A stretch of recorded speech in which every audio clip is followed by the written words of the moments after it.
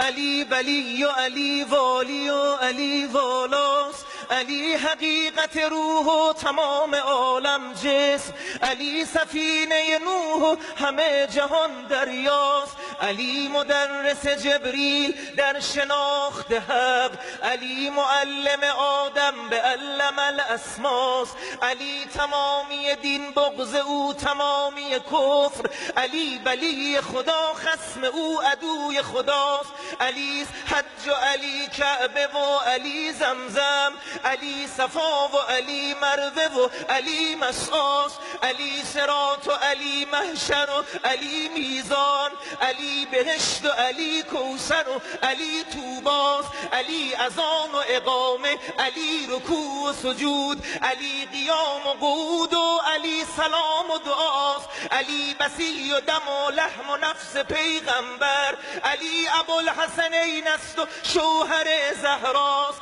علی محمد و فرقان و نور و کوثر قدر، علی مزمل و یاسین و یوسف و طاهاست، قدسی شجر نیکو ثمر والا گوهر صاحب نظر فرخنده فر بهجت اثر احمد سیر قرص قمر هم دادور هم دادگر قدرت قدر فخر بشر هم نامور هم تاجور هم صاحب تیغ دو سر بر خرمن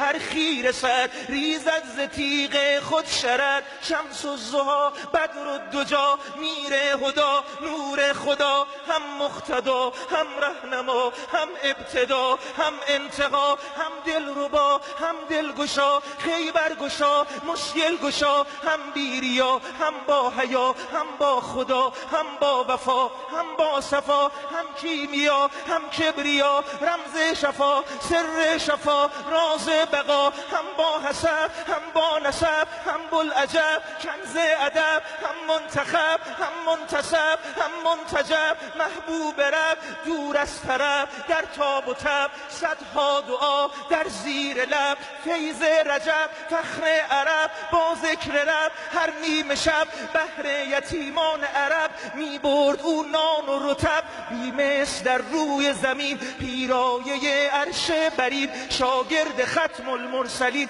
استاد بر روح الامین بنت اسد را نازنین نازآفرین رازآفرین حسن حسین یأسو بدید شد قبله اهل یقین مولا امیر المؤمنین ماشاءالله ماشاءالله.